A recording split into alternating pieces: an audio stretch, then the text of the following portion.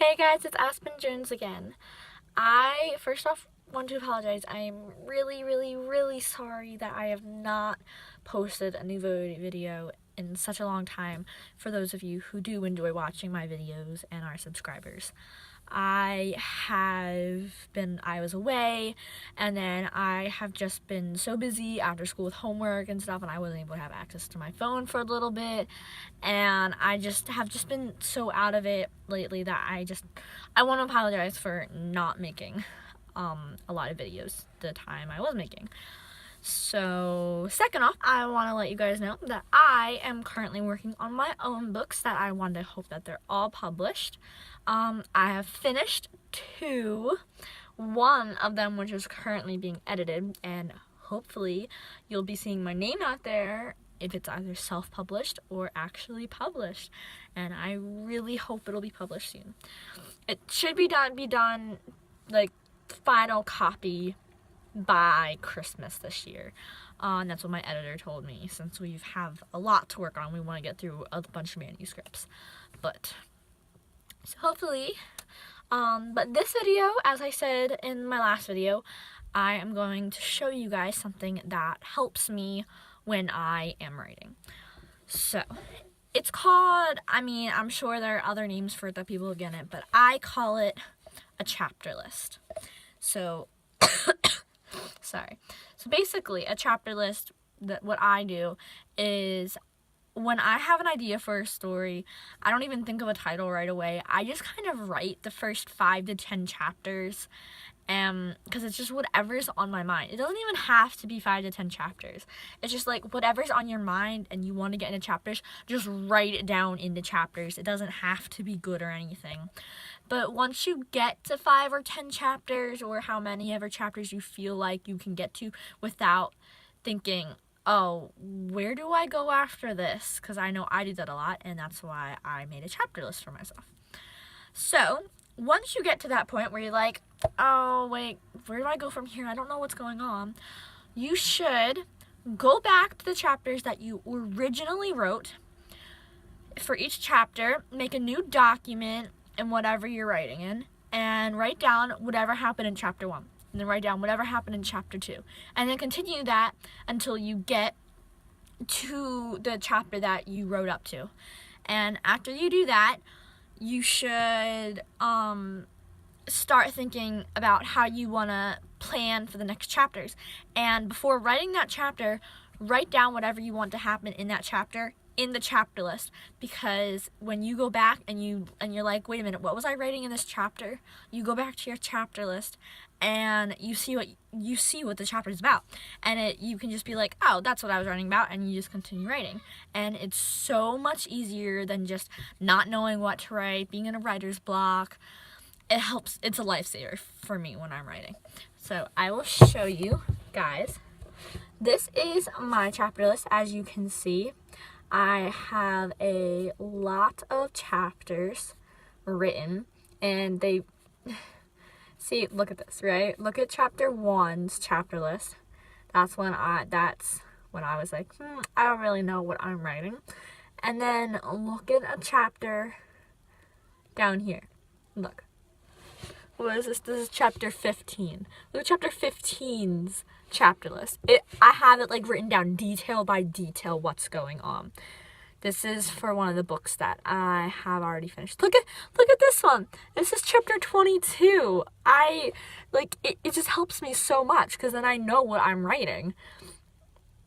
And then it goes on and off for length around there.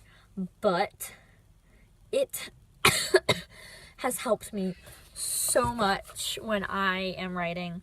I actually made this chapter list for sorry for my cough, by the way. I made this chapter list for a book that I'm writing, and it's kind of a Alice in Wonderland spin-off kind of thing. I'll read you my chapter 1 chapter list thing. So for chapter 1, I have, when Alice first wakes up from being in Wonderland, we see how crazy she is, and we meet Arthur. Her family is missing, and we see the Ace of Hearts card, the mark of the Queen of Hearts. That's all I have. And that's kind of when I was just developing the idea for the book, and I was just writing down whatever was in my crazy jumbled up messed up head onto the paper. And then when you get down to like chapter 14, which is like, chapter 15 is what I said. Chapter 15, I have this. They pack their things and leave. They walk to the forest, which doesn't take that long. They enter into a really beautiful place. The flowers come alive, and they ask them what kind of flowers they are. They answer that they aren't flowers. The one flower recognizes Alice and says it's the weed again, and she sprouted more weeds. They pick them up and start throwing them about, declaring that weeds are gross and unflattering, and that weeds should die. Arthur sees the next clue and goes to reach for it, but loses his grip and starts to fall. Alice catches him, but Arthur tells her to let him go. Alice says never. She manages to pull him up, and the flowers dump them along with the next clue on the other side. Alice catches her breath, and Arthur begins to tell her his past and the whole truth, but Maddie and Matthew cut him off. Right there, it's just like everything. And when I go back and I read that chapter, it's literally word for word in my chapter list what I have going on in that chapter in the book.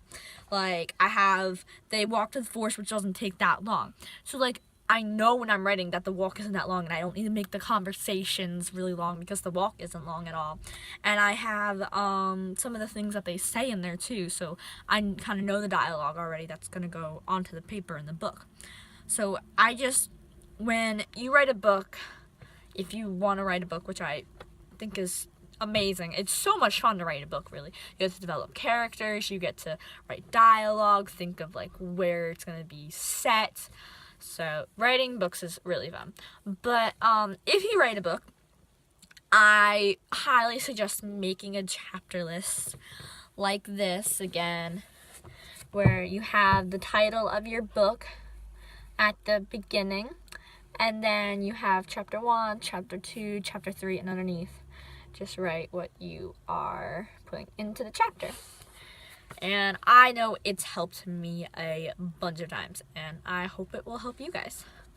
Now I want to talk about subscribers and comments.